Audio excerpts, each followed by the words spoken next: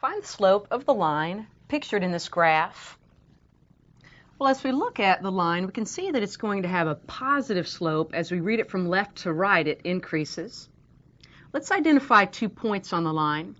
We see a point here on the y-axis that is at 0, -4.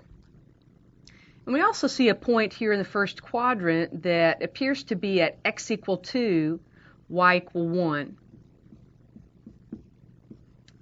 So we have our 2 points identified. Let's now use the formula for slope. The slope of a line is given by rise over run, or change in y over the change in x. If we identify these points as x1, y1, and x2, y2, now let's substitute and simplify.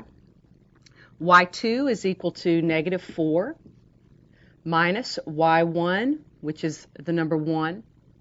In the denominator, x sub 2 is 0 minus x sub 1, which is 2. Simplifying in the numerator, we get a -5. In the denominator, a -2. And dividing those two negative values gives a positive 5/2. So we can say that the slope of this line pictured that goes through the points 2, 1 and 0, -4 is 5/2.